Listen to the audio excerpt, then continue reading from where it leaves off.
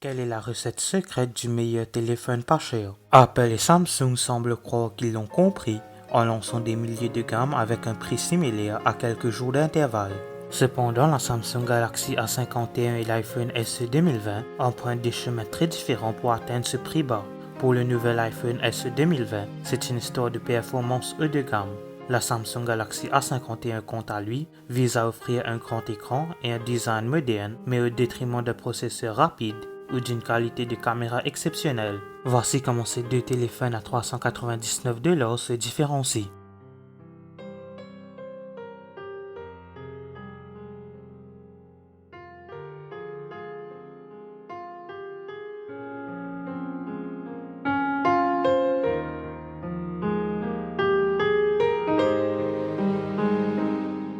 Ces téléphones ne pourraient pas être plus différents. Le Galaxy A51 est plus grand que l'iPhone SE dans toutes les dimensions.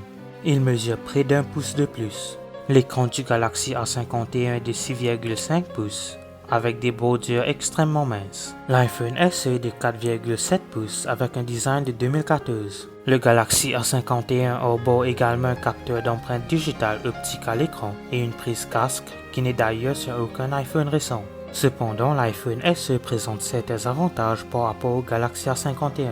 Le téléphone d'Apple est peut-être beaucoup plus petit, mais il est construit à partir des matériaux plus haut de gamme comme le métal et le verre plutôt que du plastique comme l'A51. Il est classé IP67, donc résistant à l'eau, et prend également en charge la charge sans fil.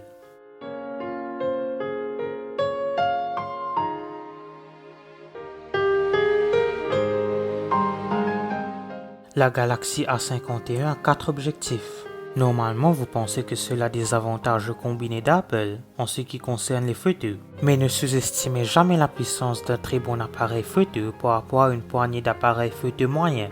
La caméra principale de 48 mégapixels de la 51 peut capturer des scènes qui se comportent bien avec celle de l'objectif de 12 mégapixels de l'iPhone SE dans les bonnes conditions.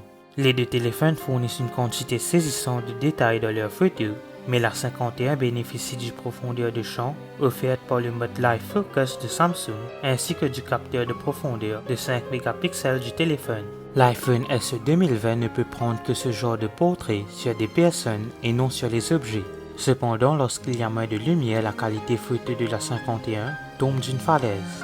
L'iPhone offre des détails impressionnants et un éclairage spectaculaire malgré les conditions relativement sombres. Le téléphone de Samsung augmente artificiellement l'ISO et l'exposition et pompe les teints magenta jusqu'à un degré absurde.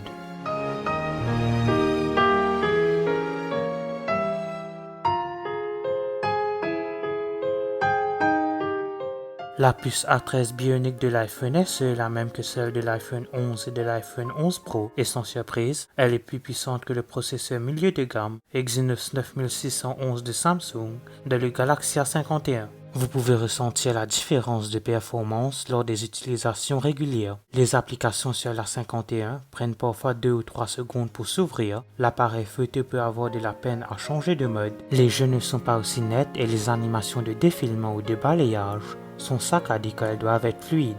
L'iPhone SE ne souffre d'aucun de ces revers, et donc le gagnant ici est clair.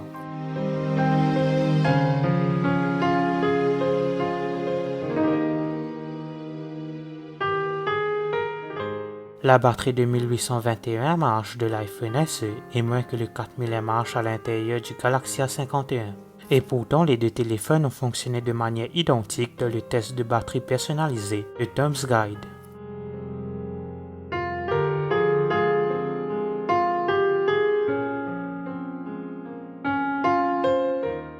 Les performances et qualités de matériaux de l'iPhone sont meilleures. Son appareil photo unique capture des meilleures photos que les caméras du Galaxy A51, en particulier en faible luminosité.